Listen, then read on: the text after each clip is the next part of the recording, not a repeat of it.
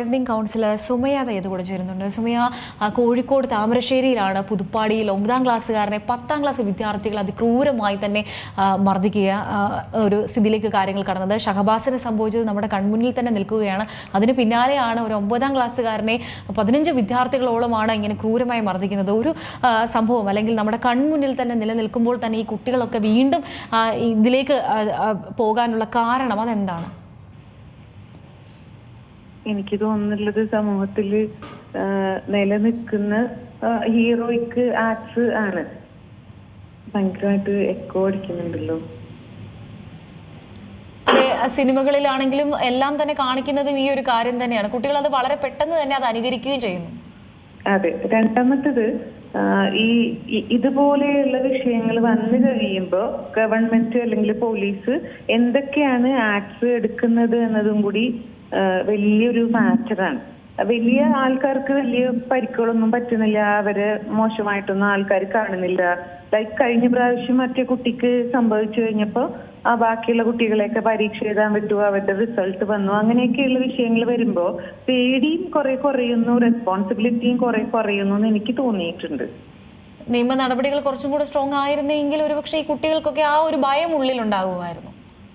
പിന്നെ അതുകൂടാതെ ടീച്ചേഴ്സ് ആണെങ്കിലും പാരന്റ്സ് ആണെങ്കിലും ഇങ്ങനെയുള്ള കാര്യങ്ങൾ വരുമ്പോൾ വീടുകളിലും ചർച്ചകൾ നടക്കണം, സ്കൂളുകളിലും ചർച്ചകൾ നടക്കണം. എന്നാൽ മാത്രമേ കുട്ടികൾക്ക് അതിന്റെ വരും വരായികളെ കുറിച്ചിട്ടും ഞങ്ങൾ എന്തൊക്കെ ചെയ്യാം എന്തൊക്കെ ചെയ്യരുത് എന്നതിനെ കുറിച്ചിട്ടും മനസ്സിലാവുകയുള്ളൂ. അങ്ങനെ ഒരു സംഭവം നടക്കുന്നില്ല. പിന്നെ ഇപ്പോ ഗവൺമെന്റ് പറഞ്ഞിരുന്നു ആദ്യത്തെ 14 ദിവസങ്ങളോളം ബിഹേവിയറൽ ട്രെയ്റ്റ്സിനെ കുറിച്ചിട്ടൊക്കെ ആയിരിക്കും പഠിപ്പിക്കുക എന്നുള്ളതും ലൈഫ് സ്കിൽസിനെ കുറിച്ചിട്ടൊക്കെ ആയിരിക്കും പഠിപ്പിക്കുക എന്നുള്ളതും ഒക്കെ.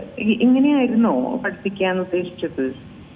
അതെ, അതേപോലെ തന്നെയാണ് ഈ കുട്ടികൾ ഇങ്ങനെ ഇപ്പോൾ തന്നെ ഈ ഒരു പ്രശ്നം ഉണ്ടായപ്പോൾ സ്കൂൾ അധികൃതരുടെ ഭാഗത്ത് നിന്ന് ഈ മാതാപിതാക്കളോട് പറഞ്ഞത് കേസ് കൊടുക്കണ്ട, ഒത്തുതീർപ്പാക്കാം. ഈ കുട്ടികൾ 10ാം ക്ലാസ്സിലാണ്, അപ്പോൾ അവർക്ക് വിദേശത്തേക്കൊക്കെ ഒന്നും പോകാനൊന്നും അവർക്ക് അത് വേണ്ടപ്പെട്ട രേഖകളൊന്നും കിട്ടില്ല മുതലായ കാര്യങ്ങളൊക്കെ തന്നെ പറയുന്നത്. പക്ഷേ കുടുംബം അത് കേട്ട് ആശുപത്രിയിലേക്ക് പോകുന്നു. പക്ഷേ ഡോക്ടറിന്റെ നിർബന്ധത്താലാണ് ഇപ്പോൾ പരാതി നൽകിയിരിക്കുന്നത്. സ്കൂൾ അധികൃതരുടെ ഭാഗത്ത് നിന്ന് എങ്ങനെയെങ്കിലും ഒത്തുതീർപ്പാക്കാനുള്ളൊരു ശ്രമം, അവരുടെ സ്കൂളിന്റെ പേര് മുതലായ കാര്യങ്ങളാണ് അവരുടെ ഏറ്റവും വലിയ പരിഗണന.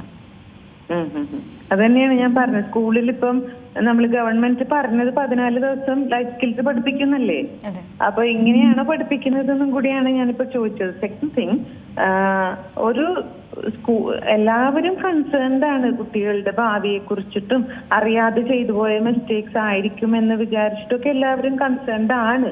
പക്ഷെ എന്നിരുന്നാൽ പോലും ബൗണ്ടറീസ് വെക്കേണ്ട സ്ഥലത്ത് വെക്കുകയും പറഞ്ഞു കൊടുക്കേണ്ട കാര്യങ്ങൾ പറഞ്ഞു കൊടുക്കുകയും ചെയ്യണം.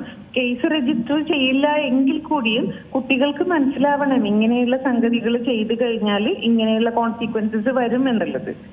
അത് സംസാരിച്ചാൽ മാത്രല്ലേ കുട്ടികൾ പിന്നെ അങ്ങനെയുള്ള സംഗതി ചെയ്യാതിരിക്കുള്ളൂ.